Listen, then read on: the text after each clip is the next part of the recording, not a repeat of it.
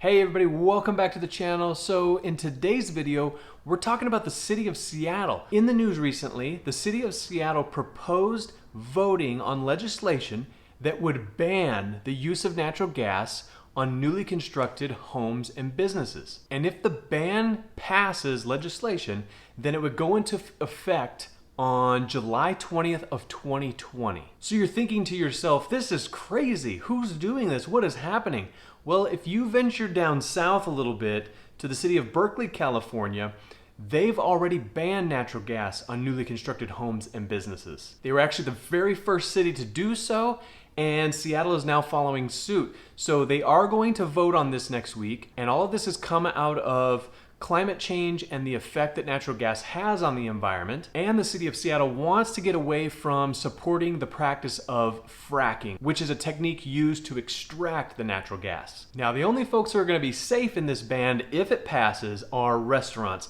They haven't found a way to allow restaurants to cook on a commercial scale without the use of natural gas. Now, the homes and businesses that are going to be restricted and not be allowed to have natural gas into new structures, they're going to have to convert to full electricity. They're not going to use any gas, they're not going to use oil, but they are going to be encouraged to use electricity. Now, the city of Seattle is reporting that 25% of their greenhouse gas emissions from the city of Seattle are a direct result of natural gas. And one thing I found interesting in some of the articles I've read is the company Seattle City Light, who provides electricity to the city of Seattle, has been carbon neutral since 2005. So they're very progressive and they've been controlling their carbon footprint. So now the question is, do they have enough capacity for all new construction to be then added over to the electric grid without the help and support of natural gas? Now, the commercial real estate businesses in the area are super concerned because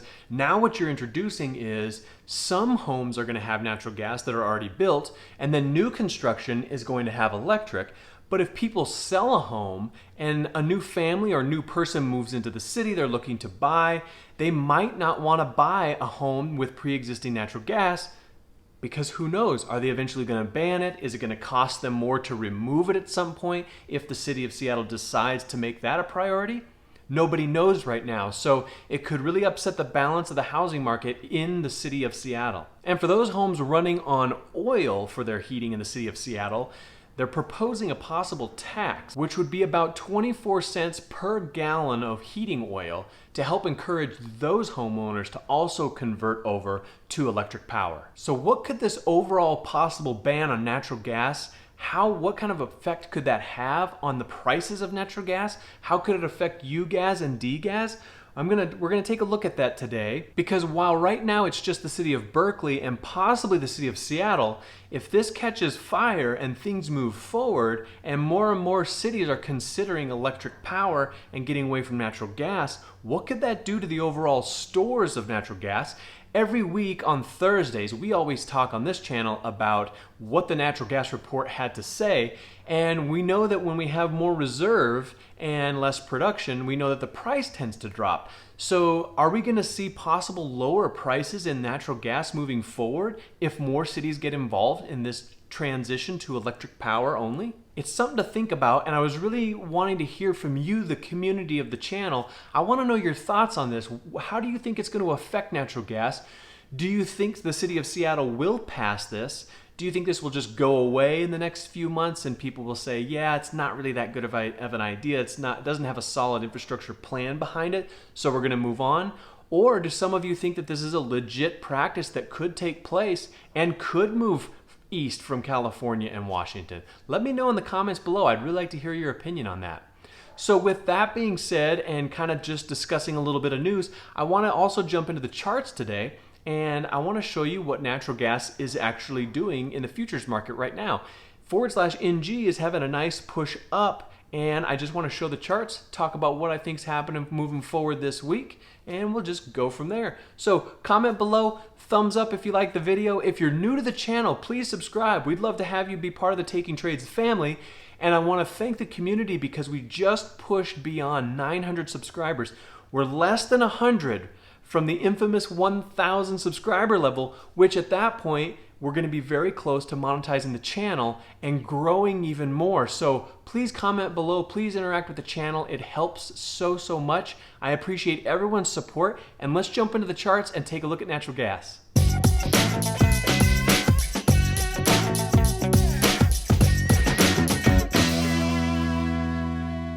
Okay, what you can see on the chart here is /NG, which is the natural gas futures.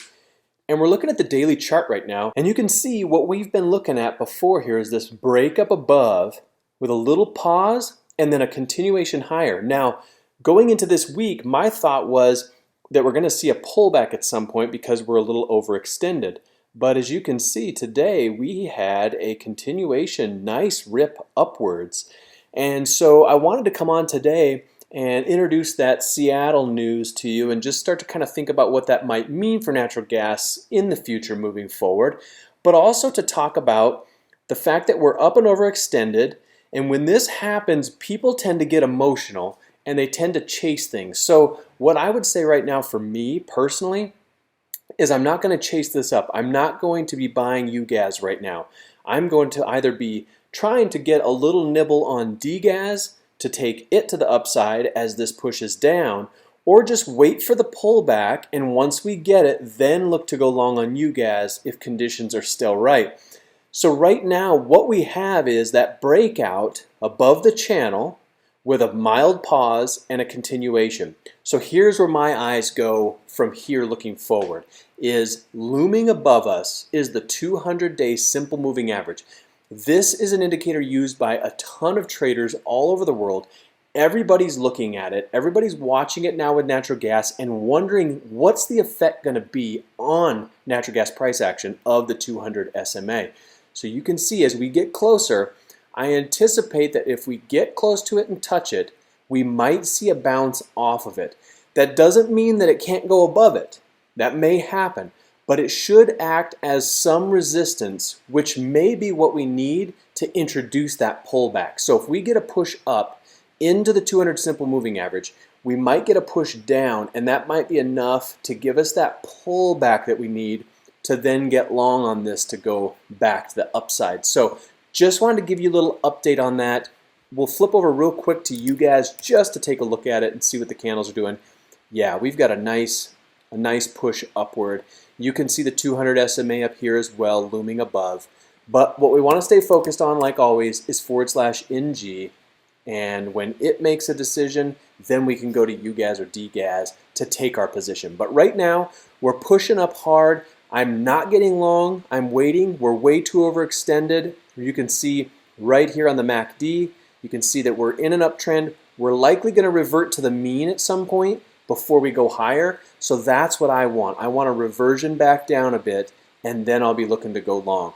So keep an eye on the 200 simple moving average for possible overhead resistance. We've got to be careful of that. And then as that happens, if we do get a pullback, you might see this red line, the 50 simple moving average, coming up along with it. And that might be what we need to get a bounce off of in order to go higher. So we may pinball back and forth between the 200 and the 50 for a while, but we'll kind of make day-to-day decisions as things play out. So I hope this was helpful. I hope the start of your week was good. I'm excited for natural gas this week. It's we're getting into that transition time where the weather's going to start cooling off soon. We might get that little winter pop in the /NG and natural gas. We've also got things in the background like Seattle and Berkeley considering and putting in bans for new construction for natural gas, so we've got to keep an eye on that. There's just a lot to be watching right now. So thank you for stopping by. Turn on your bell notifications so you get all notifications on my videos that I upload, because I'm trying to upload nearly every day on the topic because there's so much going on. So turn the bell notifications on, hit that thumbs up. If you're new, subscribe. Great to see you, and we'll check in again tomorrow. Thanks, guys.